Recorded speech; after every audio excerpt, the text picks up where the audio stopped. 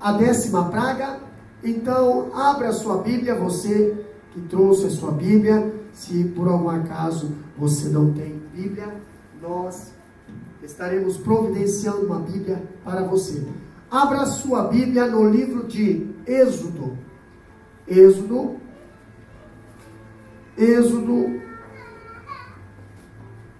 capítulo 4, versículo 21. Êxodo, capítulo 4, versículo 21. Segundo livro da Bíblia, Êxodo, capítulo 4, versículo 21. Que diz assim a palavra do Senhor. E disse o Senhor a Moisés: quando voltares ao Egito, atenta que faças diante de Faraó todas as maravilhas que tenho posto na tua mão. Então dirás a Faraó assim, diz o Senhor: Israel é meu filho, meu primogênito, e eu te tenho dito, deixa ir o meu filho para que me sirva, mas tu recusaste deixá-lo ir. Eis que eu matarei o teu filho, o teu primogênito. E aconteceu no caminho, numa estalagem, que o Senhor o encontrou e o quis matar. Agora, nós estaremos trocando uma ideia aqui com os irmãos sobre a 10ª praga. Pastor, e cadê as outras 9? As outras 9 pragas nós conversamos no último culto.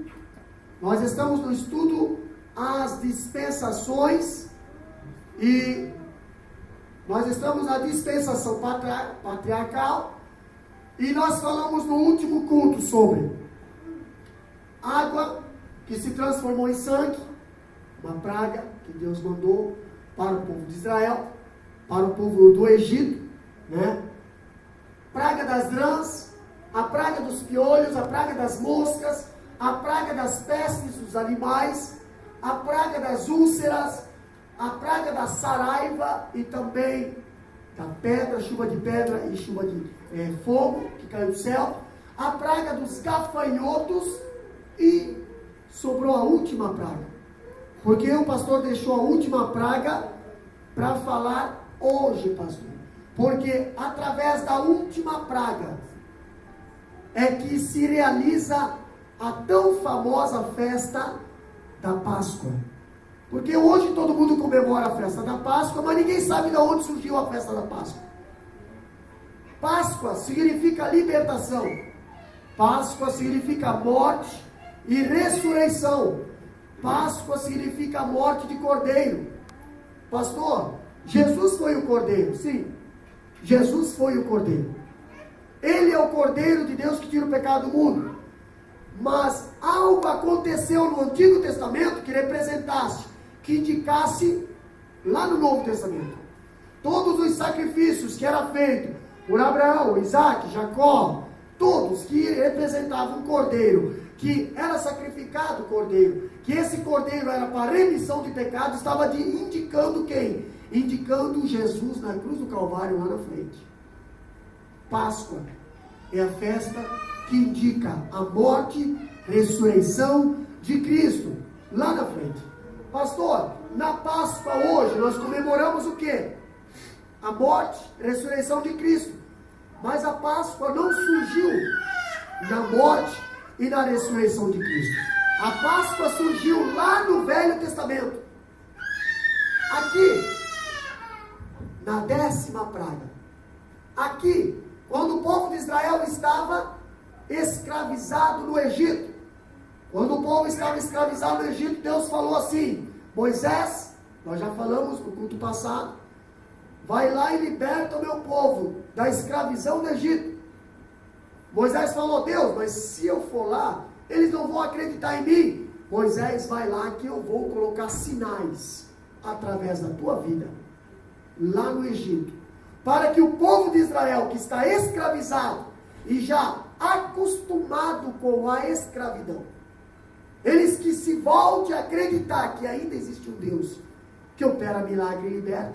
E para que o povo do Egito e o tal faraó também liberte o povo e veja que existe um Deus mais forte do que os deuses idólatras que existem no Egito. Para isso, Deus mandou as 10 pragas. Primeira praga foi a água do Egito se transformar em sangue. O rio Nilo é considerado um Deus. Aonde estava Faraó? Aonde estava a princesa? Quando o Moisés apareceu no cestinho, estava no lado do rio Nilo, prestando um culto ao rio. Aonde Faraó queria jogar todas as crianças que nascessem, hebreus, no rio Nilo. Para quê? Para que os crocodilos o comessem as crianças e servisse de derramamento de sangue, sacrifício ao Deus Nilo. E aí vai sucessivamente, tá? Todos esses aqui foram deuses que foram afetados. Pastor, e a 10ª praga? A 10ª praga, a Bíblia diz que o coração de Faraó foi endurecido por Deus 11 vezes. Endurecido por 11 vezes. E nós vimos que 7 ocasiões, o livro do Êxodo diz que foi endurecido por Deus. 7. Foi Deus que endureceu. E 4, não precisou mexer, porque Faraó já tinha coração duro. Mas no decorrer dessas pragas, na primeira praga, o Faraó estava com o coração duro. Sabe aquela pessoa teimosa? Aquela pessoa que acha que o Deus está dentro do coração e o Deus é a força. A Bíblia diz em Jeremias: maldito o homem que confia no homem e põe na sua força o seu poder. Pois é, Faraó estava assim, confiando na sua força. É tipo o presidente da Coreia, ela está confiando na sua força. Não acha que se Deus fazer assim, aquilo lá acaba com tudo. Mas está confiando na sua força. Faraó estava assim, vamos ver então se esse povo vai sair daqui, né? Estava com o coração duro. Antes de você aceitar Jesus como Salvador, você era uma pessoa de coração duro. Entendeu? Mas Deus entrou no seu coração, você amolecia. Hoje você é um coração molinho. Não pode ouvir falar de Deus que você já sente a presença dele. Faraó era uma pessoa de coração duro. Mas a Bíblia diz que Deus endureceu o coração de Faraó por 7 vezes. Por que isso, pastor? Já não tinha coração duro? Tinha o coração duro. Mas no decorrer dessas pragas aqui, foi começando a dar crise no Egito. Imagina, a água se transformar em sangue. Aonde o povo vai beber água? Não tinha água. Não podia depender do Nilo. Tiveram que cavar poços. Beleza, acharam água potável. Mas a plantação toda dependia da água do Nilo. Daqui a pouco, as rãs. Pastor, o povo do Egito, não vou entrar muito em detalhe, mas era um povo higiênico. Rapavam suas cabeças, rapavam seus corpos, tudo, não tinha um pelo no corpo, de tão higiênico que eles iam. Tanto é que os mortos, eles embalsamavam para durar não sei quantos mil anos. Entendeu? E agora, rã para tudo quanto é lado. Meu Deus do céu. E dali veio piolhos, carrapatos. Entendeu? Da outra, moscas. Você sabe que aonde tem mosca, tem doença. A mosca vem da onde? A mosca vem da sujeira. Se a mosca pousar numa ferida sua, tu pode ter certeza que vai dar bicheira. E aí, imagina os gados, imagina a criação. Imagina uma peste de mosca. Hoje aqui na Austrália, você vai na casa tudo com telinha, né? Que coisa maravilha. Aí entra uma mosca dentro de casa, já nota, tem uma mosca dentro de casa. Né? Vai pro Brasil. Que não tem tela lá. Aí entra aquele comboio de mosca dentro de casa, né? Aí você fica todo apavorado, corre lá para tentar fechar a telinha, mas não tem tela nas portas lá, né? Olha a diferença, imagina lá no Egito. O Egito sofria com pragas de mosca, mas não dessa forma aqui. Se lembra que nas imagens de faraós, tem sempre uma pessoa do lado com um abanador? Se você vê nos filmes, se você nas imagens, nos desenhos, pois é, era para espantar os mosquitos e moscas. Depois veio a praga dos gados, veio a praga das úlceras, imagina, com todas essas coisas erradas aqui, senão vai dar problema de pele, problema de úlcera no povo. Depois veio chuva de pedra, fogo, enxofre. Depois veio gafanhotos, praga de gafanhotos. Tá. Teve pragas aqui que o faraó quase quis de... Não, então tá bom, vou adorar o Deus de vocês lá no deserto. Mas quando Deus via que faraó estava amolecendo o seu coração para libertar o povo, Deus ia lá e endurecia o coração. Por quê? Porque Deus sabia que faraó ainda não tinha reconhecido que Deus era poderoso. Deus sabia que o povo de Israel também não tinha reconhecido, voltado-se ao seu Deus, para reconhecer que o Deus deles era um Deus poderoso. A ponto de Deus falar bem assim, olha, a última praga vai ser assim. A última praga, meus irmãos. Olha só. Pouco antes da praga final, veja e analisa Êxodo 12, versículo 29. Abre lá. Êxodo capítulo 12, versículo 29. Que diz o que lá? Quem achou pode ler bem alto. Êxodo capítulo 12, versículo 29. E aconteceu à meia-noite que o Senhor feriu todos os primogênitos na terra do Egito, desde o primogênito de Faraó, que se sentava em seu trono, até ao primogênito do cativo, que estava no cárcere, e todos os primogênitos dos animais. Beleza. Isso aconteceu na 10ª praga.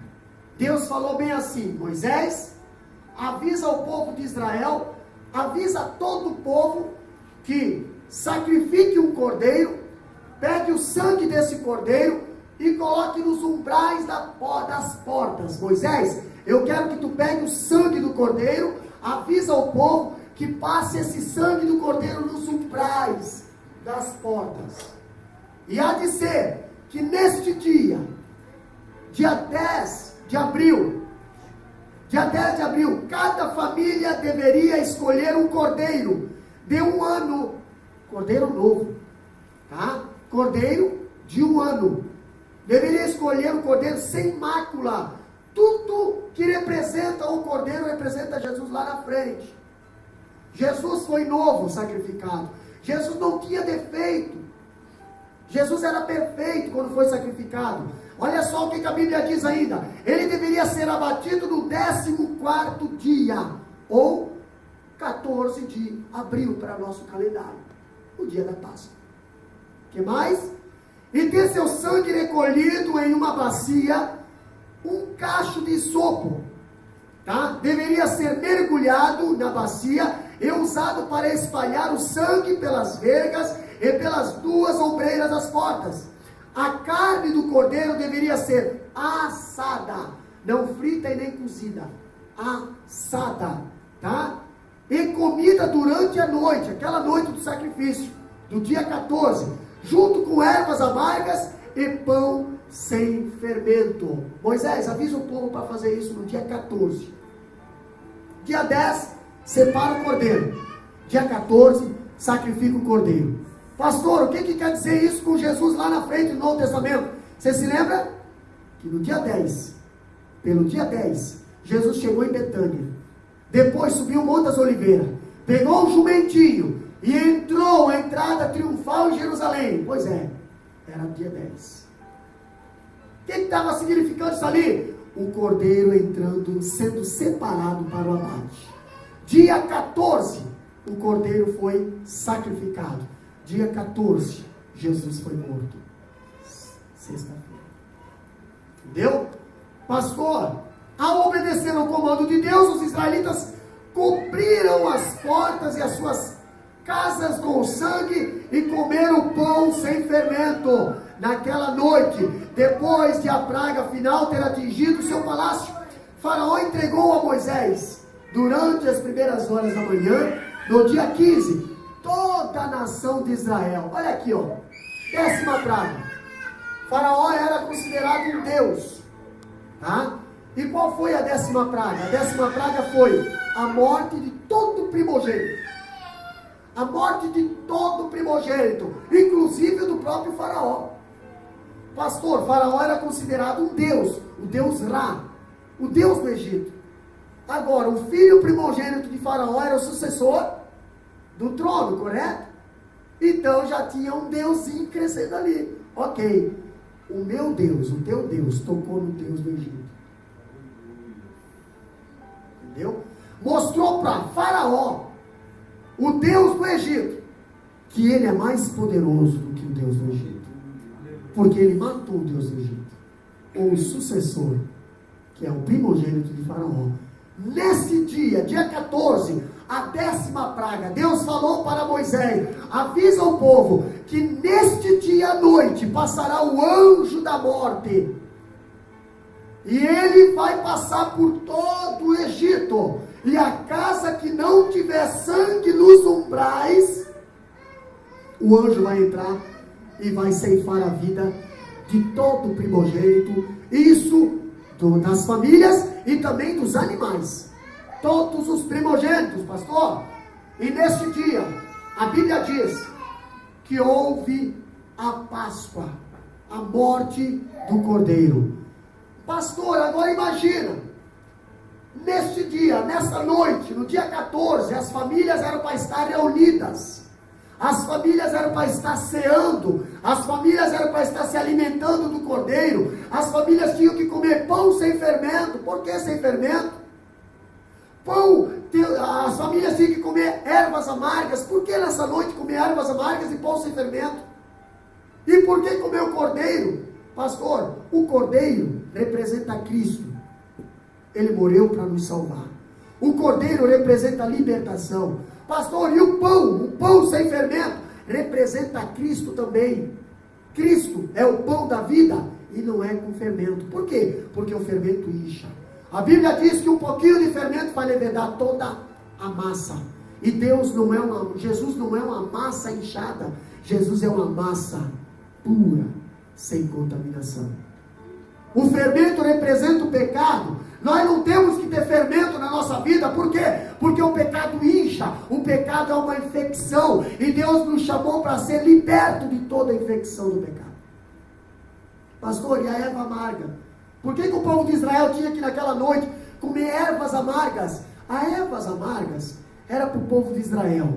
Todo dia, todo ano que fosse comemorar a Páscoa, eles tinham que comer o cordeiro, o pão sem fermento e a erva amarga. Por que a erva amarga? Porque o cordeiro representa a libertação. O pão representa Cristo. E a erva amarga? A erva amarga era para o povo não se esquecer da escravidão amarga que viviam no Egito. Entendeu? Muitas das vezes você hoje está comendo pão espiritual. Hoje você tem Jesus na tua vida, mas você se esqueceu de como era a tua vida lá no passado. De como era a tua vida triste, tua vida cheia de vícios, cheia de amargura, cheia de problemas. E hoje eu estou comendo o pão de Deus. Hoje eu estou com Jesus no coração. Hoje eu estou bem, mas a Bíblia diz, não se esqueça da onde eu te tirei. Porque tem gente que se esquece. Tem gente que antigamente era um pé rapado, andava com uma sacolinha com 2 mudas de roupa dentro da sacolinha. Hoje está por cima do pão e do melhor. Meu Deus do céu, dá uma crise, capaz de tirar a vida porque não quer voltar mais. Não se esqueça da onde eu te tirei. Entendeu? A Bíblia diz que nós não podemos se esquecer de onde nós viemos. Por quê, pastor? A erva amarga na nossa vida significa testemunho que nós temos que ter a cada dia. Eu hoje estou bem, mas já estive mal. Hoje eu procuro falar a verdade, mas eu já fui muito mentiroso. Hoje, graças a Deus, eu estou bem saudável, mas já fui uma pessoa doente. Hoje eu sou uma pessoa liberta, mas já fui um viciado. Minha família já sofreu porque eu fui um viciado. Muito dinheiro gastei com porcaria porque eu fui um viciado. Por que Deus pediu para que o povo de Israel naquela noite, e que fosse por sacrifício perpétuo, sempre, hoje, até os dias de hoje, não fosse para nós esquecer essa tal dita festa de Páscoa? Por quê? Para que nós se lembrasse que Deus nos tirou de uma escravidão. Deus nos tirou, tá? Aqui o povo, a celebração da primeira Páscoa, Aí nós temos aqui o anjo da morte naquela noite. Passou para quê, pastor? Para ceifar a vida dos primogênitos das casas que não tinha sangue nos umbrais. Teve muito israelita que pensou assim: eu sou israelita. As pragas não vieram aqui. As pragas não vinham no terreno dos israelitas. Mas esse anjo da morte, ele foi. Porque a salvação é para judeu, é para grego, é para brasileiro, é para australiano, é para africano, é para todos. A salvação não é para pessoas específicas, a salvação é para todos. E eu creio que naquela noite, talvez teve algumas casas egípcias que, nossa, tanta praga que aconteceu aí, eu vou passar sangue, nos empresta um pouquinho do sangue aí da tua mãe, empresta, pega ali um isopo ali, uma folhagem, que é chamada isopo, tipo uma samambaia, passa lá no sangue, passa ali na tua casa, isso. Tem pessoas que não acreditam na palavra de Deus, entra aqui, sai aqui, mas tem pessoas que acreditam, essas são salvas. Entendeu? A salvação é para os que creem. A salvação não é para aqueles que... Não, a salvação é para os que creem. E os que creram nessa palavra, pegaram o sangue, passaram nos umbrais das portas, e entraram para dentro e foram comemorar, comer o cordeiro. Para fazer um barbecuezinho ali, que Deus ordenou para fazer. Estavam com as suas famílias dentro de casa. Irmão, se tem sangue nos umbrais da tua porta, a tua família está protegida. Glória a Deus. Se tem Deus dentro da tua casa, a tua família está protegida. Entendeu? Quando eu falo Deus, é o Deus vivo. O vivo, o que conversa com nós, o que nos ouve, os que andam conosco, o que nos acompanha, o que nos socorre. Esse Deus, se Ele está na tua vida, tu pode ter certeza, a tua família toda está segura. João 10:10 diz bem assim, porque o ladrão não vem senão roubar, matar e destruir, mas ele vem dar vida. A vida está aqui, a vida está na obediência ao Senhor. A palavra está aqui, ela fala, obedeça. Se você obedecer, nada de mal, nenhuma praga chegará na tua tenda. Mas teve israelita que foi teimoso ali. Achou que só porque é israelita, achou que só porque é da linhagem de Abraão, da linhagem de Jacó, estamos salvos. Os judeus estão até hoje achando que só porque são judeus e tem um templo, tinha, né? Estavam salvos. Não.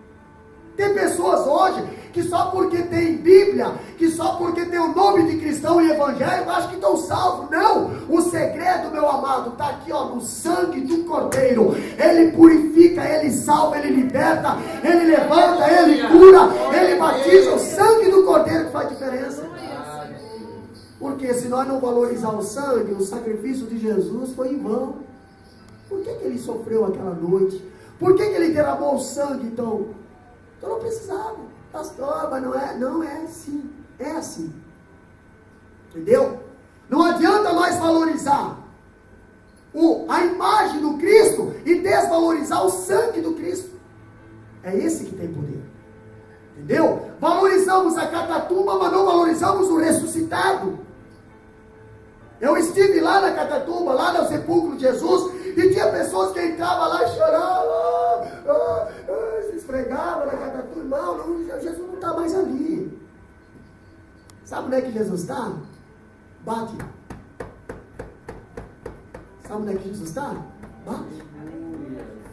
Se Jesus está aí, você vai bater. Está aqui. Hoje ele está aqui. A Bíblia diz, aonde você for, eu estou contigo, eu estou convosco todos os dias. Entendeu? Pastor, mas Jesus só entra na casa que tem sangue nos umbrais. Na casa que tem sangue nos umbrais, a morte não entra. Naquela noite, a diferença foi o sangue. A casa que tivesse sangue nos umbrais era ordem, era, se você obedecesse o que Deus tinha falado, ninguém ninguém ia morrer. Pastor, por que hoje muitas pessoas estão sofrendo? Muitas pessoas estão passando por dificuldade. Muitas pessoas estão aí a ponto de tirar suas vidas. Por quê? Porque não querem obedecer a Deus. Se você obedecer a Deus, você não vai ter perda. Nem na tua casa, nem no teu financeiro, nem na tua saúde, nem na tua vida espiritual. Nada vai se perder, só vai se multiplicar. Pastor, nesta noite, o anjo da morte veio o anjo da morte, passou aqui, tinha sangue nos umbrais, não precisou entrar, ele já via de novo, opa, lá tem uma casa sem sangue, ele entrava, e você sabe que a morte, ela não pede licença. Você já viu alguém falar assim, pastor, parente lá, a morte chegou na porta lá, ó, eu vim levar o fulano aí, posso? Aí a família entra em desespero, não pode, não tem permissão para entrar na minha casa. Você consegue fazer isso com a morte? Diácono Giovanni, consegue? Senhora Mari, consegue? Mãe Elaine, consegue parar a morte? Para aí, morte, não pode entrar aqui. Você não vai levar ninguém naquele carro. Você pode. Interessante que Jesus é mais educado do que a morte. Lá em Apocalipse 3:20 diz que Jesus fala bem assim, ó: eis que estou à porta e bato. Se alguém ouvir a minha voz e abrir a porta, eu entro e ceio. A morte não, a morte já entra e não quer nem saber. Sabe o que barra a morte? O sangue do Cordeiro. Glória a Deus, aleluia. A morte não respeita rico, não respeita pobre, a morte não respeita preto, não respeita branco, não respeita asiático, não respeita amarelo, não respeita ninguém. A morte não respeita ninguém. Ela chega e pá. A morte só respeita Deus. Deus fala bem assim: vai e recolhe. Aí a morte vem aqui, aí recolhe um no infarto, e recolhe o outro lá no acidente, recolhe o outro lá comido de peixe, recolhe o outro afogado. Ei, os meios que a morte usa é a morte. O sistema da morte, ela é cruel. Ela não vai olhar para você e dizer assim, querido, né? Não, peraí, só tem um filhinho. Não, vou deixar isso. Vou lá naquele que tem 12. Não, a morte é cruel. Entendeu? Ela foi tão cruel que não respeitou até o próprio faraó. Todos os primogênitos do Egito, filhos mais velhos da casa, se não tivesse sangue nos umbrais, ia morrer naquela noite. E naquela noite o Egito todo houve um pranto. Amanheceu em pranto. Imagina, meus irmãos. Imagina numa nação, todos os filhos mais velhos morrerem. Imagina. No outro dia o povo já está, nem chegou a amanhecer, presbítero não fala.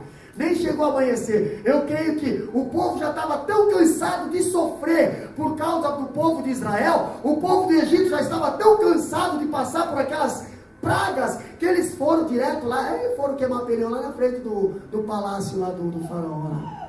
Começaram com plaquinha lá: liberta o povo de Israel, liberta, por favor, liberta. Quem sabe apareceu famílias lá com seus filhos: faraó, liberta esse povo, pelo amor de Deus, nós vamos morrer por causa deles. O Deus deles é mais forte que o nosso, liberte o povo. E o faraó naquela manhã libertou.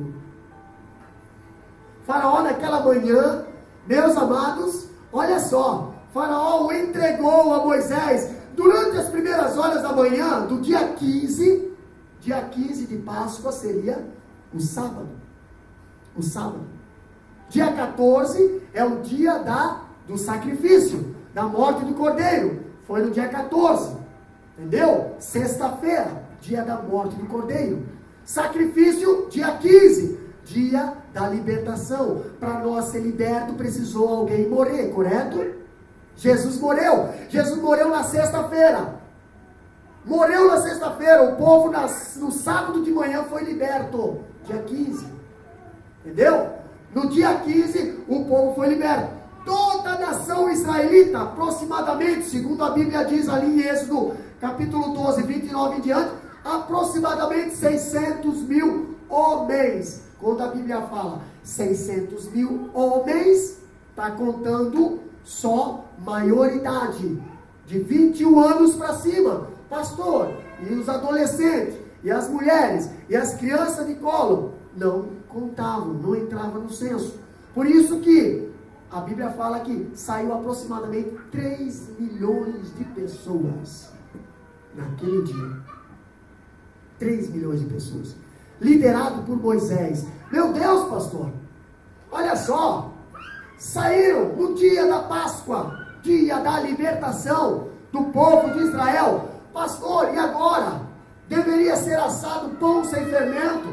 E outra, deveria ser comido ervas amargas. O pão sem fermento representa o próprio corpo de Cristo. A erva amarga representa aqui a amargura da escravidão no povo de Israel. Um escravo no Egito durava aproximadamente 3 anos de vida, porque ninguém aguentava, era trabalho forçado direto. Por que os irmãos de José mandaram José para o Egito? Porque pensavam que não ia voltar mais. Mas Deus guardou José lá no Egito. Deus transformou José no governador do Egito. Ei, não importa para onde estão te mandando, se você tem Deus na tua vida, você vai se tornar líder, você vai ser vencedor, você não vai ser colocado para morrer, você vai ser colocado para vencer. Está aqui o povo de Israel. Depois nós vimos aqui o cordeiro representa Cristo. Ele tinha que ser sem defeito para ser morto. Pastor, está aqui o sangue de Jesus derramado na cruz, proveu a salvação dos judeus e de nós. Aquela Páscoa lá do povo de Israel, que saíram do Egito, aquela Páscoa foi a libertação só do povo do Egito, só do povo de Israel. Pastor, e a nossa Páscoa? A nossa Páscoa foi aqui, ó. A morte do Cordeiro. A Bíblia diz: eis o Cordeiro de Deus que tira o pecado do mundo. A Bíblia diz também que ele não tinha defeito. A Bíblia diz que ele também, como ovelha muda, a caminho do matadouro. A Bíblia diz que o sangue de Jesus nos purifica de todo pecado. A Bíblia diz que eu sou o pão da vida. A Bíblia diz que eu sou a água. Ele, tudo representa ele. A Bíblia diz também: ninguém vai ao Pai senão por mim. Então, se você quer ir a Deus sem passar pelo sacrifício do Cordeiro, não adianta. Tudo você tem que passar, você tem que crer. A Bíblia diz bem assim, ó: quem crê na morte do Filho tem acesso ao Pai. Quando nós chegamos a falar da primeira Páscoa, nós vemos algo interessante. Lá em Êxodo capítulo 12, versículo 11 a 37, nós conta que saiu aproximadamente 600 mil homens. Isso equivale a 2 a 3 milhões de pessoas que saíram do Egito. Pastor, mas quantas pessoas chegaram no Egito? A família de Jacó, quando chegou no Egito, através de José, eram aproximadamente 70 pessoas. E agora? 430 anos eles ficaram escravos lá no Egito. 430 anos. 2 a 3 milhões de pessoas. É uma produção, hein? É uma produção, é uma nora em 12, ali é a produção em massa. Entendeu? Eu creio que cresceu a linhagem de Jacó lá no Egito, a ponto que os egípcios começaram a falar bem assim: ei, eles estão crescendo, eles estão se multiplicando, daqui a pouco eles vão se voltar contra nós, temos que arrumar um jeito de parar esse povo. Sabe o que o mundo fala hoje? Sabe o que Satanás fala hoje de mim, da tua vida, como cristão?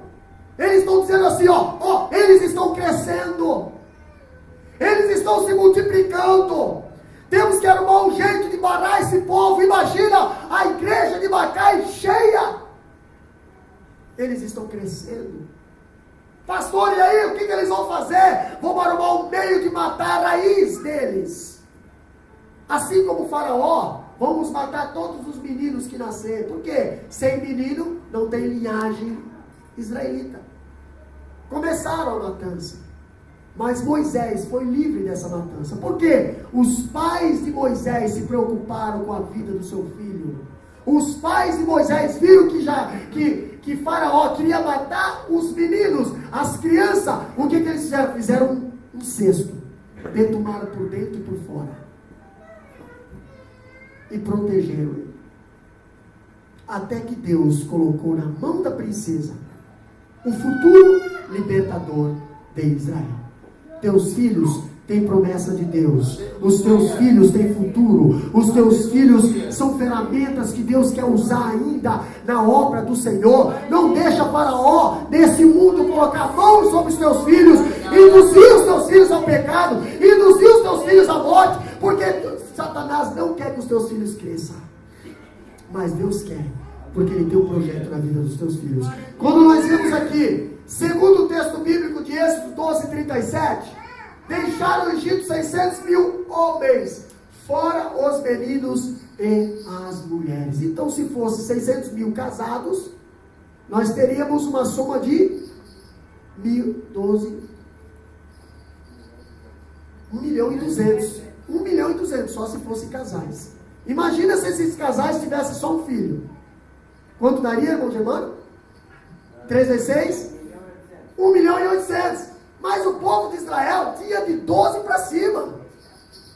Ah, irmão Deus, os camaradas faziam filho com gosto. Eles não tinham medo de fazer filho. Hoje o camarada tem medo de fazer filho. Já casa, já antes de casar, já diz, não quero filho. Já. Não, irmão, filho é bênção. Se você ter condições, encha a tua aljava. Entendeu? Teve um aluno que me perguntou, pastor, filho é bênção? Filho é bênção. Pastor, então pode fazer. Tem condições? Encha para casa. Porque filho é bênção. Tem gente que usa, acha que filho é problema. Problema é se você não educar eles nos caminhos do Senhor. Aí eles vão te dar problema. Agora, filho é bênção. A Bíblia diz no Salmo 127 que os filhos são herança do Senhor. Entendeu? Feliz o pai que tem um filho, porque o filho obediente é a alegria dos pais. O desobediente é a tristeza. Mas por que o filho se torna desobediente? Por causa do mau exemplo dos pais? Ou porque os pais não ensinaram os filhos do caminho certo? Caso contrário, não dá nada errado. Vamos para frente. Quando a Bíblia fala na saída, nós temos aqui, ó, os israelitas não saíram do Egito de mãos vazias. Pastor, eles eram escravos. Mas o povo do Egito já estava tão sofrido por causa deles ali, que eles não quiseram mais que o povo de Israel ficasse ali. Olha o que aconteceu. Abre a Bíblia lá no capítulo 12, versículo 36. O que diz lá? Leia bem alto. O Senhor deu graças ao povo e os olhos dos egípcios, e esses emprestaram-lhe, e eles despojaram os egípcios. Olha só, o povo de Israel não tinha dinheiro, era escravo. É como se você fosse sair do Brasil para a Austrália sem um tostão no bolso, né? Agora, peraí, mas eles trabalharam 430 anos escravo no Egito. 430 anos só pela comida. Claro, um pouquinho de privilégios eles tinham, né? Uns chicotes nas costas, né? Agora, peraí, pastor, mas na saída, o povo estava tão judiado por causa das pragas que Deus estava mandando para o Egito, que o povo falou bem assim, ó, o que vocês precisam para ir embora? O que vocês precisam de caro? Pega meu carro aqui, vai. Você precisa de dinheiro? Pega aqui o dinheiro.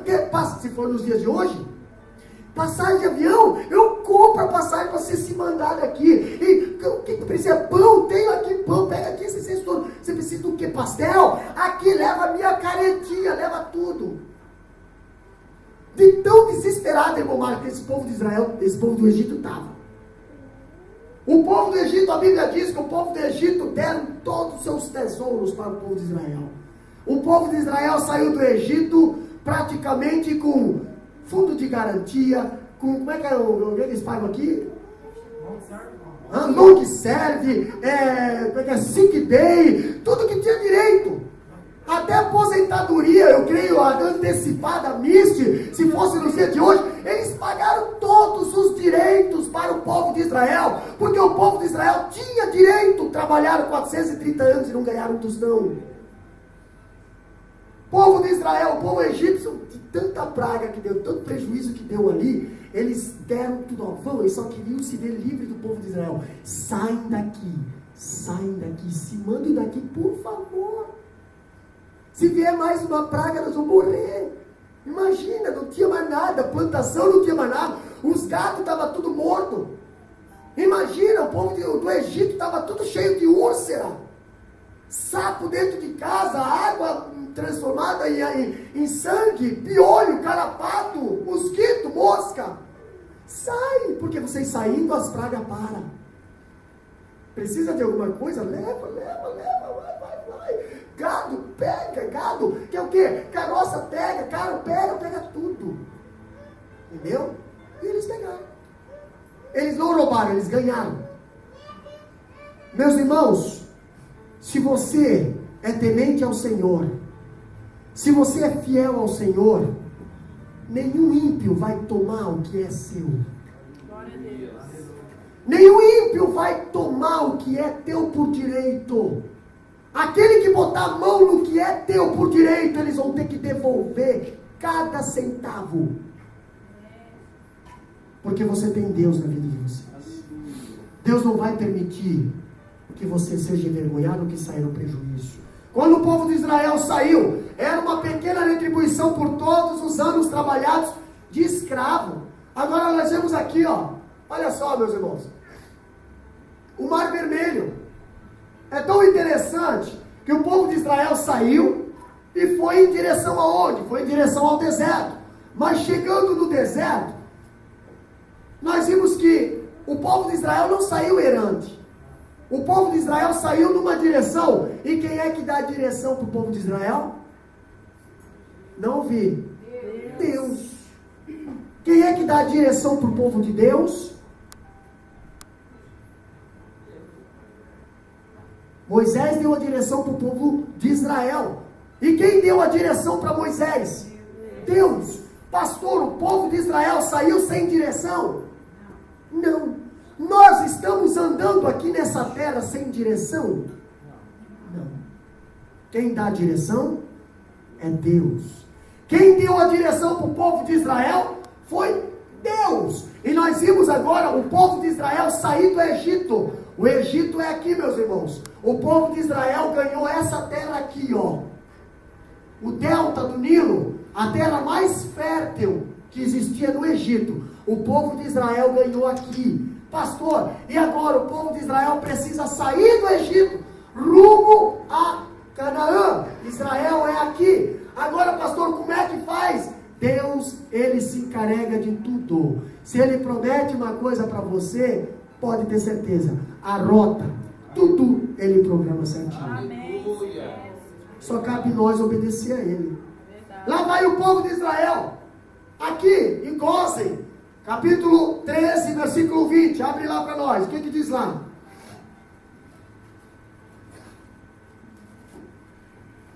Começa no 17, 13 e 17 de Êxodo.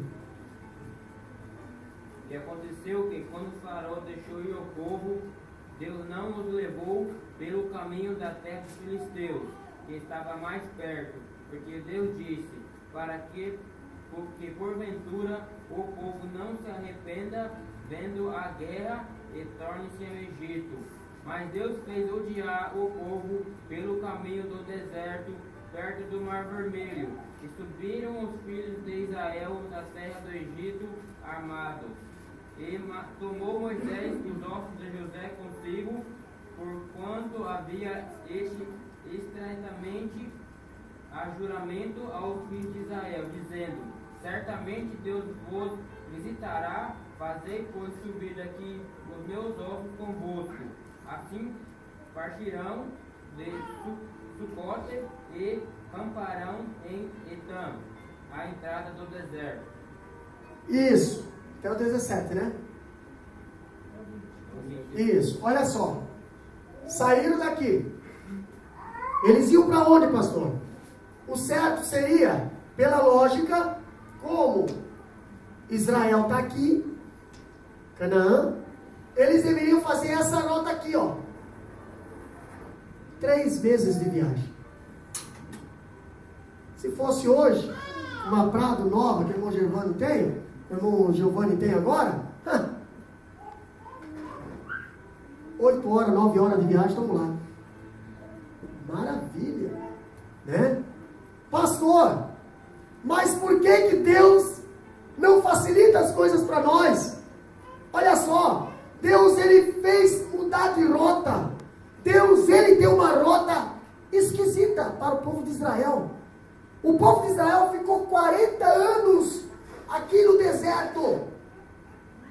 será?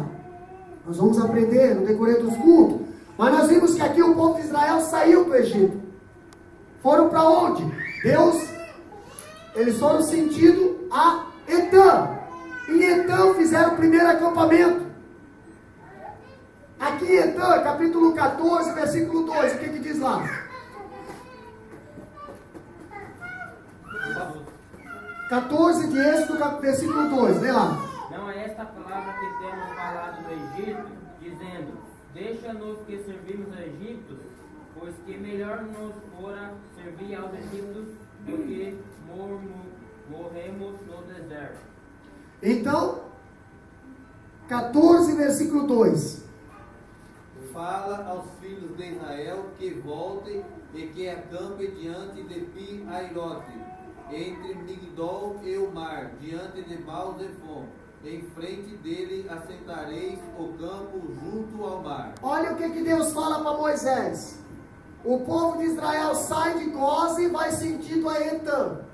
Quando chega aqui em Etã, eles dão uma paradinha, né? Tipo que nem nós paramos ali em Carmila para dar uma aliviada no esqueleto. Aí, daqui a pouco Deus fala para Moisés, bem assim, irmão Carlinho: ô Moisés, fala para o povo de Israel voltar. Eu não quero que vocês vão por essa rota. Eu quero que vocês vão por onde? O que diz ali? Pelo caminho de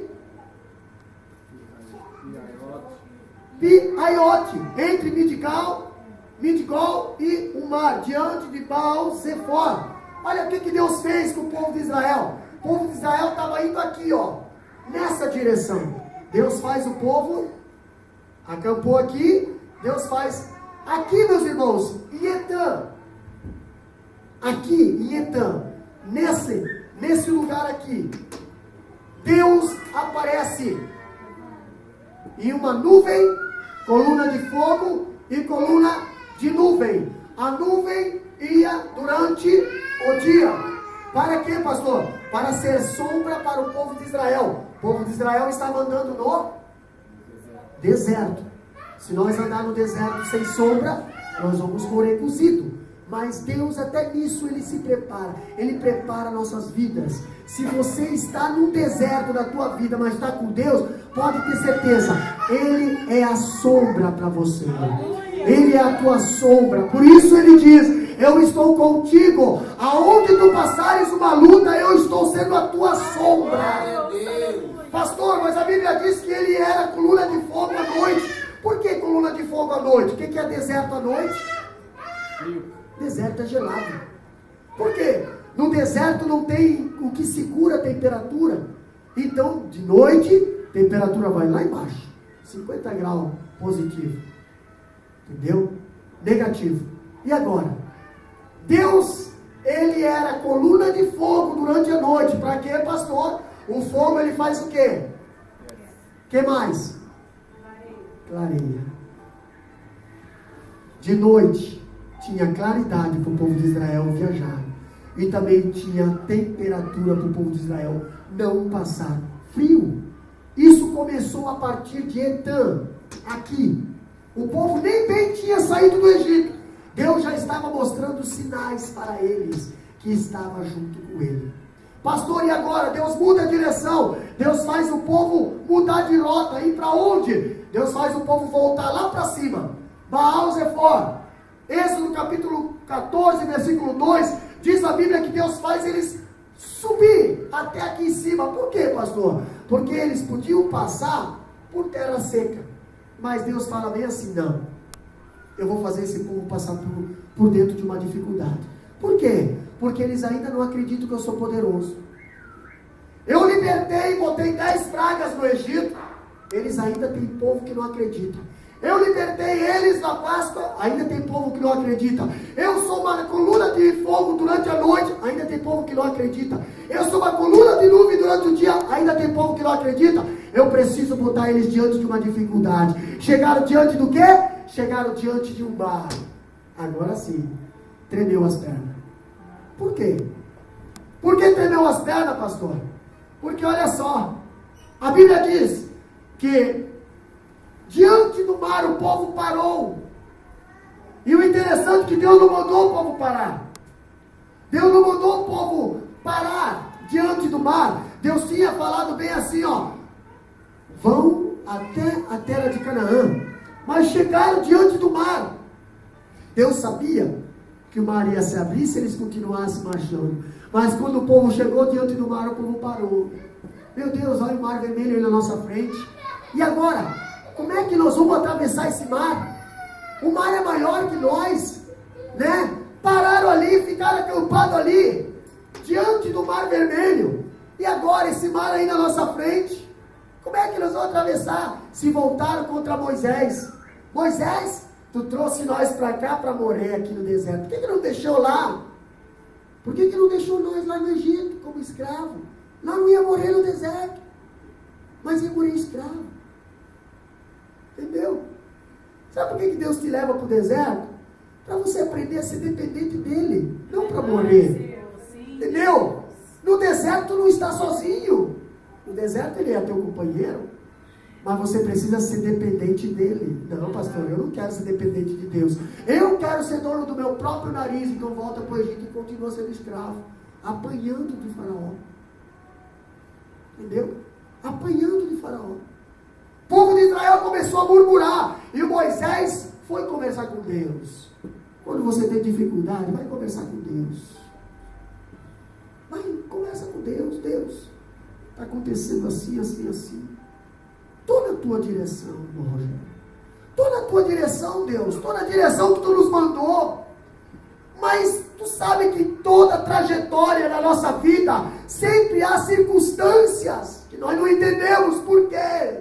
Por que isso? Por que aquilo? Por que está acontecendo isso? Por que está acontecendo isso? Conversa com Deus.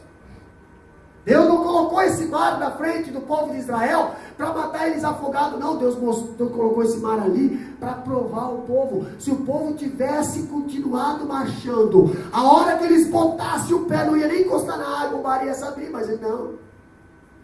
Eles desacreditaram da promessa de Deus. O mar não se abriu. Começaram a reclamar com Moisés. Moisés fala para Deus, Deus, o povo está aqui quase me apedrejando. Deus fala assim, Moisés, diga para o povo que marche. Diga para o povo marchar. Moisés olha para o povo, é para vocês marchar. Marchar para onde? Sabe, tem gente que gosta de reclamar, né? Tem gente que reclama da vida, misericórdia. Tem gente que não pode ver uma dificuldade e está reclamando. Não tem saída, não tem saída. E outra, quanto mais tu para reclamar, mais Faraó se aproxima de você. Mais tempo você dá para Faraó se aproximar de você. Não para, não dê espaço para Faraó. Continua marchando. Se Deus falou que vai te abençoar, se Deus falou que vai te dar, se Deus falou que vai fazer, confia, só faz, anda na direção dele, que no mais ele tudo fará. Quando o povo botou o pé, o mar se abriu. Interessante, meus amados, que o mar aqui, ó, eu tive a oportunidade de estar lá, neste lugar, aonde o mar se abriu. Esse aqui é o Mar Vermelho, entendeu? Esse espaço aqui foi atravessado numa noite. Quantas pessoas? Aproximadamente 3 milhões de pessoas, fora gado, fora carroça, fora criação, né? Pastor, em uma noite atravessar 3 milhões de pessoas, vamos calcular aqui. Olha, eu tenho algo aqui interessante para falar, sobre a travessia do povo de Israel, aqui o Mar Vermelho. Diz a Bíblia que, olha aqui, ó, o escritor, segundo diz, que abrindo o mar, o caminho aproximadamente, se fosse abrir 1.600 metros de largura, o povo iria passar praticamente, e se fosse fazer um teste para passar 2.000 pessoas, 2 milhões de pessoas, cada 10 pessoas lado a lado, em uma medida de 1,5 metro por pessoa, entendeu? Esse povo iria passar, olha aqui, ó, e o caminho tivesse apenas a largura de uma rodovia moderna, tá? Então os primeiros israelitas chegariam a Canaã antes que os últimos começassem a entrar, e muitos dias teriam de se passar daquele jeito. Se fosse 1,5 metro, entendeu? 2.000 metros aproximadamente, isso aqui dá 3 a 4 mil metros, 5 quilômetros aproximadamente dá isso aqui, tá? Agora imagina, se fosse passar numa coluna de uma rodovia de 4 pistas, 5 pistas, 3 milhões de pessoas, espaço de 1,5 metro cada uma, entendeu? O povo chegaria lá do outro lado, não teria nem terminado aqui ainda de passar.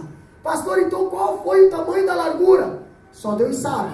Mas segundo estudiosos, arqueólogos, diz que para passar em uma noite aproximadamente 3 milhões de pessoas, o mar foi aberto 4 quilômetros aproximadamente de largura, para que aquele povo passasse em massa, tudo numa noite. Por que numa noite? Porque Faraó estava vindo atrás. E é tão interessante, algo interessante, que a Bíblia diz que o próprio Faraó, quando foi passado aqui, quando estava passando o mar ali, o próprio Faraó, ele se arrependeu. Faraó se arrependeu quando viu ali que o povo estava indo embora. O Faraó se arrependeu, tá? E é interessante que ele se arrependendo, ele começou a querer ir atrás. Olha aqui, a Bíblia fala ali que a abertura do mar, no capítulo 14, versículo 13 a 31, diz que o mar foi aberto.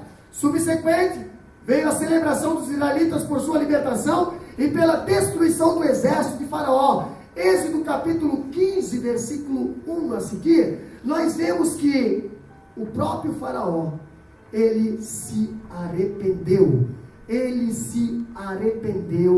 de ter libertado o povo. Quer ver? Capítulo 14, versículo 1 a 4, alguém pode ler? Capítulo 14, versículo 1 a 4. Bem alto. Então falou o Senhor a Moisés, dizendo: fala aos filhos de Israel que voltem e que acampem diante de Pi-Hahirote, entre o Migdol e o mar, diante de Baal-Zephon. E em frente deles assentareis o campo junto ao mar. Então o Faraó dirá aos dos filhos de Israel: estão embaraçados na terra, o deserto os encerrou. E eu endurecerei o coração de Faraó para que os persiga, e serei glorificado em Faraó e em todo o seu exército, e saberão os egípcios que eu sou o Senhor, e eles fizerão assim. Olha só a estratégia de Deus em fazer o povo mudar de rota. Eles falaram assim: Moisés, muda de rota, vem para cá. Por quê? Porque o povo do Egito vai pensar assim: eles estão perdidos no deserto, vamos lá buscar eles de volta.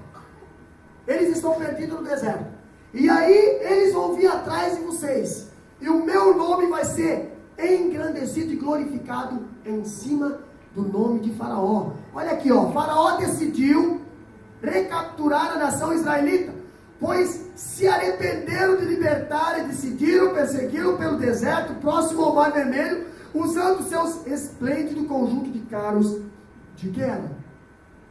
Quando você é liberto do mundo, tu pode ter certeza, depois que você é liberto, Satanás vem atrás de você para querer te pegar de volta. Parou de fumar? Parei de fumar, pastor. Pois é, até agora nunca me deram cigarro, mas Satanás manda alguém atrás dizendo assim: então é de graça, pega.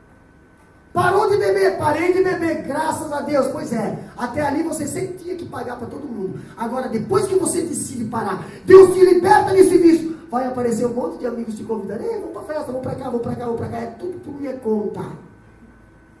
Estratégia de Faraó. Faraó libertou e veio atrás de novo, querer de volta. Mas aí você está sob o poder de Deus, sob a proteção de Deus. Não vai botar a tua mão, não vai colocar a mão na tua vida. Sabe por quê? O povo desesperou-se. Êxodo capítulo 14, versículo 10 a 12. Quando o povo viu que Faraó estava se aproximando. Capítulo 14, 10 a 12. Lê lá para nós. E chegando Faraó, os filhos de Israel levantaram seus olhos, E eis que os egípcios vinham atrás deles, e temeram muito. Então os filhos de Israel clamaram ao Senhor, e disseram a Moisés: não havia sepulcros no Egito, para que nos tirasses de lá, para que morramos nesse deserto? Por que nos fizeste isto, que nos tem tirado do Egito? Não é esta a palavra que temos falado no Egito, dizendo: deixa-nos que servimos aos egípcios? Pois que melhor nos fora servir aos egípcios do que morrermos no deserto. Viu? Quando eles viram o Egito se aproximando deles, começaram a debulhar em cima de Moisés. E aí, Deus não disse que ia levar nós para Canaã? Deus não disse que ia salvar? Olha Faraó vindo aí. Mas peraí, Faraó estava se aproximando porque eles pararam. A luta se aproxima de você porque você para na caminhada. Entendeu? Os problemas se aproximam de você porque você para. Se você andasse nos caminhos que Deus falou, ó, vai, siga, baixa, o Faraó se afasta de você. Ele não consegue chegar, porque maior é que está conosco do que está com eles. Glória a Deus. Mas pastor, aí vem a dúvida, a incredulidade, aí vem o conformismo, aí vem a ingratidão, aí nós paramos para murmurar, para reclamar da vida, para dizer que isso não dá certo. Pode ter certeza, nós estamos parados aqui, mas Satanás está trabalhando. Satanás está ali, ó, ele não perde tempo, ele quer destruir a tua vida. Ele está ganhando terreno enquanto você está aqui reclamando. Não dá espaço para ele. Clamaram para Moisés, Moisés falou: peraí, vou conversar com Deus. E Deus fala bem assim: olha só, Deus não falou que lutaria pelos israelitas, então por que vocês estão reclamando? Olha só, Deus fala, avisa o povo que marche. Quando o povo começou a marchar, o mar se abriu. A coluna de nuvem protegeu os israelitas. E é tão interessante que a Bíblia diz que a coluna de nuvem, o povo de Israel entrou no mar. Entrou todo mundo no mar, terra seca, sequinha, e o vento que veio, ele aplanou a terra. Você sabe que a terra, embaixo da terra é assim, né? Pois eles aplainaram, o vento que veio abrindo o mar, já veio fazendo uma espécie de asfalto para o povo de Israel. O povo de Israel foi tranquilo. O interessante é que a Bíblia diz que a nuvem que protegia o povo lá na frente, ela se botou para trás do povo. Ela se colocou para trás do povo. Para quê, pastor? Porque ela serviu de seração e escuridão para o povo de Faraó, e ela serviu de claridade e proteção para o povo de Israel. Então quem estava atrás da nuvem era o povo de Faraó. Imagina você andar no escuro, né? Imagina você andar na seração. A Bíblia diz que Deus colocou dificuldades na frente do exército de Faraó. Deus colocou dificuldades para o exército de Faraó passar. Olha aqui, ó, capítulo 14, versículo 28, o que diz lá de Êxodo?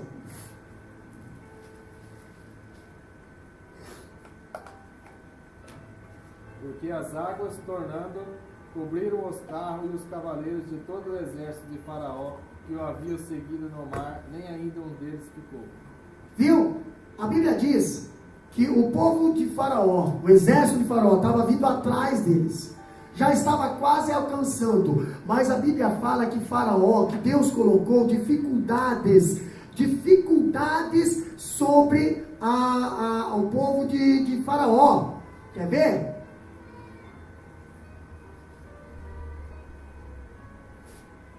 Capítulo 14, versículo 22. E os filhos de Israel entraram pelo meio do mar em seco, e as águas foram-lhes como um muro à sua direita e à sua esquerda. 23. E os egípcios seguiram-nos e entraram atrás dele, todos os cavaleiros de Faraó e seus carros e seus cavaleiros até o meio do mar. 24. E aconteceu que, na vigília daquela manhã, o Senhor, na coluna de fogo e de nuvem, viu o campo dos egípcios e avulsorou o campo dos egípcios. 25. E tirou a roda dos seus carros e fê-los andar dificultosamente. Então disseram os egípcios: fujamos da face de Israel, porque o Senhor por eles peleja contra os egípcios. Mas olha só que interessante. Agora o povo de Israel estava terminando de sair do mar. E o povo do Egito estava dentro do mar. E quando eles estavam praticamente no meio do mar, no meio da travessia, Deus se coloca na nuvem para trás do povo de Israel, protegendo o povo de Israel que estava na frente e dificultando o povo do Egito que estava vindo atrás. A coluna de fogo, naquele amanhecer, porque eles viraram a noite atravessando o mar. E quando eles estavam chegando do outro lado, já estava amanhecendo, mas ainda era noite. A Bíblia diz que a coluna de fogo era só para o lado de Israel. Para o lado do Egito era nuvem escura. Então, peraí, você viajar, entendeu?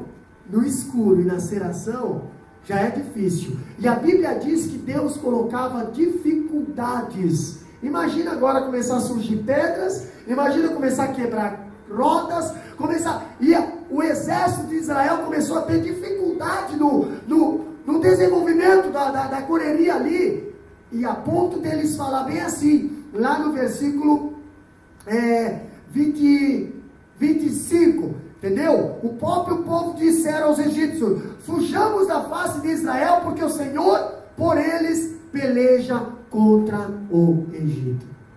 Mas era tarde demais, sabe por quê? Sabe por que era tarde demais? Quando o Egito reconhece que o nosso povo tem um Deus vivo pelejando por nós, eles estão no meio do mar. E Deus, Ele não divide a glória dele com ninguém. O Egito até pode ter parado no meio do mar e começado a desistir, começado a correr. Mas a Bíblia diz que o mar começou a se fechar de lá para cá. Pegou eles pela retaguarda. Sabe o que aconteceu? A Bíblia diz que o mar se fechou. Quando o último israelita saiu do mar, o mar começou a se fechar de lá para cá. O exército, o melhor exército do Egito, os melhores homens, os melhores caras estavam ali, perseguindo Israel. Os melhores homens, o faraó e tudo, morreram tudo dentro do mar vermelho. Pastor, por que de lá para cá? Porque a Bíblia diz que o mar matou o exército do Egito e jogou os corpos tudo na beirada da praia, lá do outro lado. Para quem? Para o povo de Israel ver que Deus livrou o povo de Israel como um forte. Para o povo de Israel ver que o Deus que liberta, Ele faz os inimigos vir até aqui, ó, deitadinho, morto. Entendeu? Por isso que aquele versículo, a Bíblia diz bem assim, ó: toda arma preparada contra ti não prosperará. Aleluia, Senhor. Eu creio, Deus. Não prosperará. Sim, Pai. Quando eu vejo Israel atravessando, lá vem o Egito, e o Israel atravessou. Olha só, a saída do Egito, a rota escolhida pelo Senhor para a saída do Egito, foi a mais longa. Daqui, pastor, a rota que Deus escolheu era essa daqui, ó. Aqui. Pastor, mas essa aqui é a nossa rota. Sempre nós queremos as coisas mais fáceis, né? É até para servir ao Senhor, pastor, sábado de manhã ir na igreja, né? Ah, pastor, não dá para fazer as coisas ser mais fácil, pois não sei, né?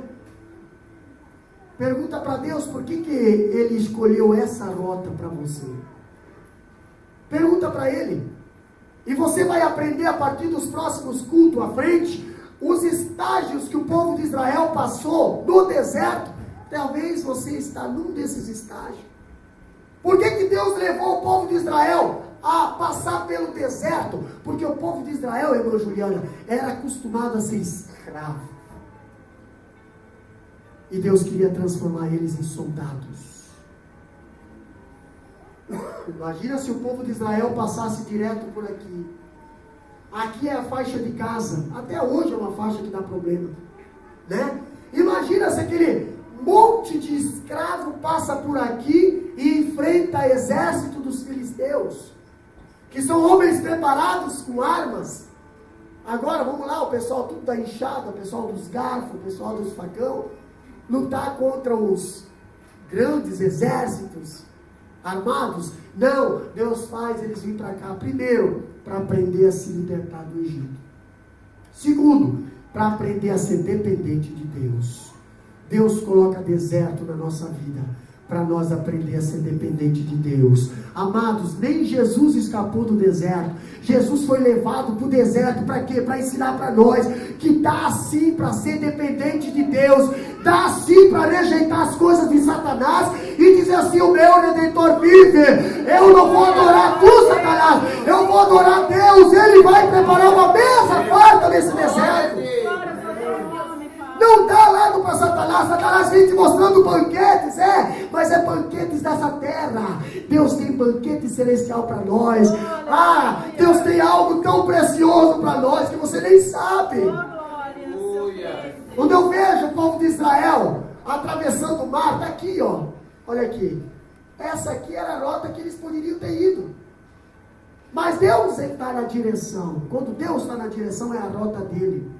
A Bíblia diz bem assim, ó: os meus caminhos são no meio das tempestades.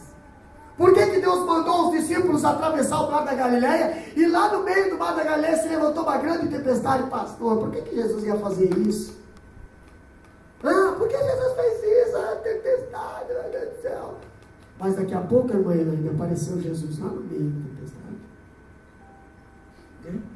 E falou bem assim: acalma-te, vento. Aquieta-te, mar. Os discípulos olham. O homem tem poder. Poxa, mas por que nós reclamamos? Por que agora? E agora, irmã Miriane? Nós reclamamos, Jesus agora acabou com o vento. Pois é. E agora? Não tem vento? Não. Então nós temos que remar. Não te preocupa com os ventos, irmã Cíntia. Os ventos te empuram. Nós reclamamos dos ventos. Reclamamos das tempestades. Aí Deus vai lá e para a tempestade. Aí o que tem que fazer? Aí você tem que fazer força. Rema aí, Pedro. Ô João, tá parado por quê? Agora não é para me lavar. Mas o mar estava revolto. O barco estava indo que estava.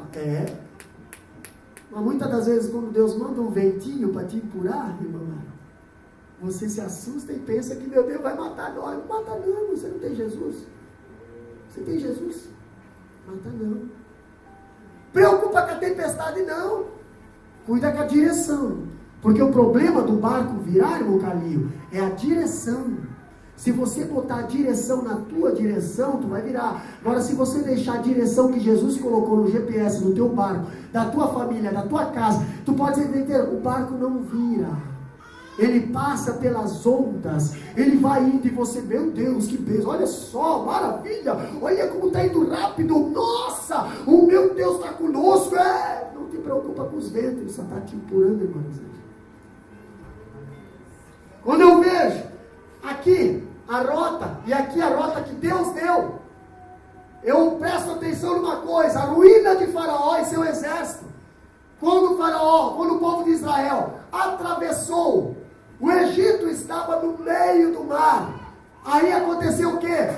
Dizem aos filhos de Israel que marchem. Lá, quando eles estavam antes de atravessar, capítulo 14, versículo 15, diz assim, essa foi a resposta do Senhor para o seu povo, que estava sendo perseguido pelo exército de Faraó. Tá? Eles marcharam e Deus enviou durante toda aquela noite um vento e o mar se abriu. O Senhor providenciou, olha aqui, um caminho para os israelitas passarem, e o mesmo caminho serviu de juízo para os egípcios. Irmão, Deus só abre caminho para você passar rumo à vitória. Se você quiser desistir, Deus não abre caminho. Se você quiser voltar, você não volta pelo caminho do Senhor, você volta pelo teu caminho. Você pode ver que Deus fechou o mar, e nem o povo do Egito conseguiu voltar. O povo de Israel estava lá no deserto, O povo de Israel estava lá do outro lado, no Mar Vermelho. Viram o mar fechar. E agora?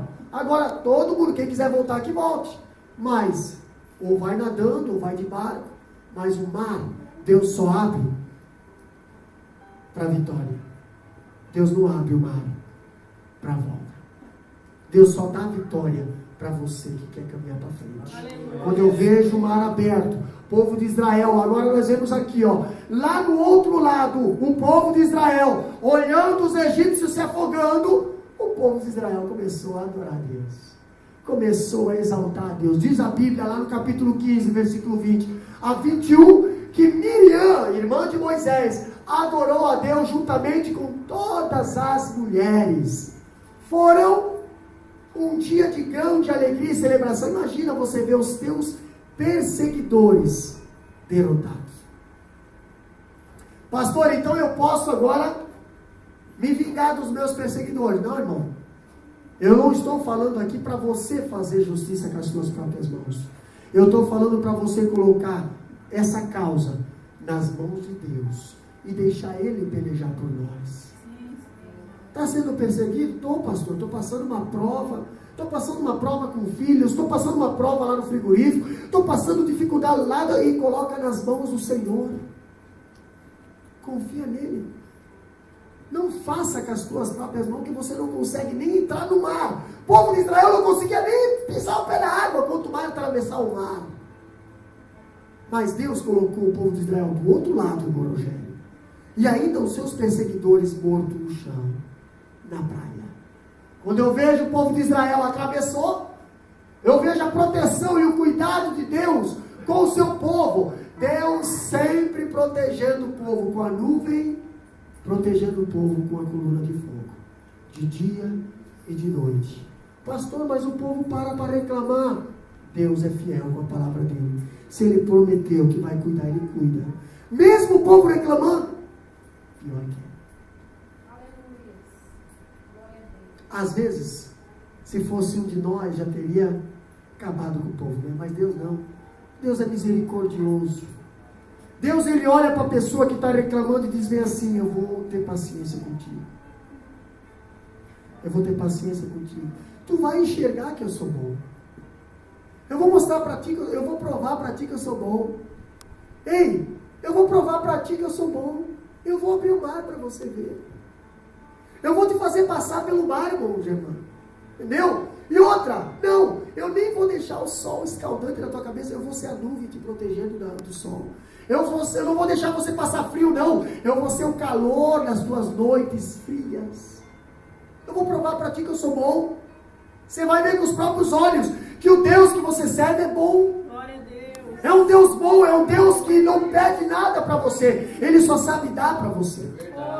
Quando nós vimos o povo de Israel atravessar o Mar Vermelho, olha só, isso aqui é uma foto tirada de satélite, depois aqui foi aberto, entendeu? Só existe uma região lá. Deus dividiu o mar com um forte vento oriental, expondo essa ponte de terra subaquática por onde Moisés e os israelitas passaram, em terra seca. Foi assim que 2 a 3 milhões de pessoas puderam passar. Aí, meus amados, em Êxodo 14, versículo 21 e 22, diz a Bíblia que Moisés estendeu a mão e o mar se abriu. Moisés atravessou, Moisés estendeu a mão e o mar fechou. Levanta a tua mão para o céu.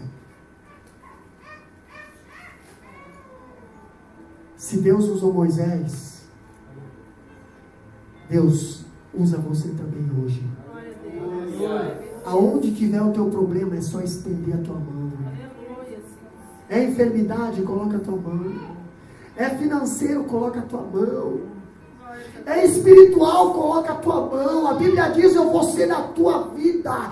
Eu te dou poder. Eu te dou poder. Se Deus usou Moisés, Deus quer te usar também. Só precisa você crer. Só precisa você acreditar. É a tua mão que Deus quer usar nessa manhã.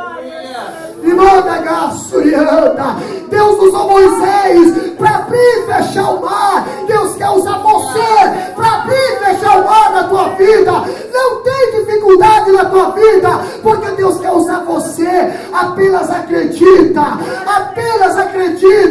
apenas confia na palavra do Senhor, que Ele é fiel para cumprir. A Bíblia fala que hoje os arqueólogos, ainda pesquisando lá sobre o rio, o Mar Vermelho, eles acharam arcos de rodas de charetes do tempo egípcio. Pastor, por que não apodreceram? Sabe por quê? Eu estive lá no maior museu de arqueologia lá do egípcio, e nós vimos que as coisas do Egito eram tudo banhadas a ouro.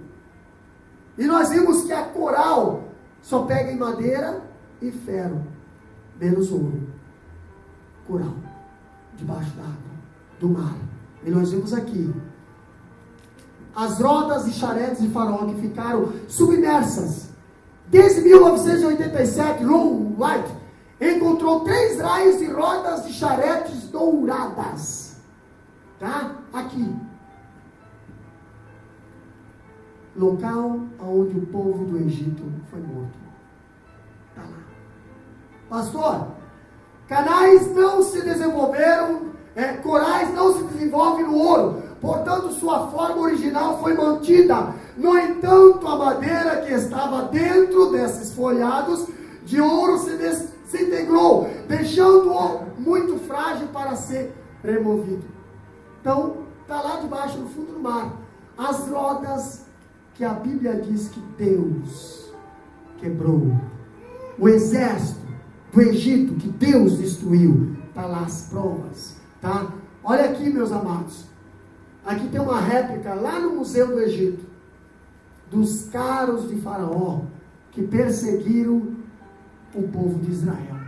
Tá? A roda das charetes que estão debaixo da água, incrustadas na coral, filmada na linha costeira saudita, se compara com essa charrete encontrada no túmulo de Tutankhamon, que era um faraó do Egito. Tá? Aqui. Os carros não eram que nem tanques de guerra hoje. Os carros de guerra naquela época eram isso aqui, ó. Quando a Bíblia fala, aqui é o percurso que nós estaremos andando agora, a partir dos cultos de ensino. Nós chegamos até aqui, atravessamos o Mar Vermelho. A partir do próximo culto nós vamos chegar a Mara, águas amargas. Muitas das vezes Deus permite nós passar por lugares amargos. Para quê, pastor? Porque Ele quer transformar essas águas amargas em doce na nossa vida. Amém? Se coloca de pé. Nós estaremos orando pela tua vida. Nós estaremos orando por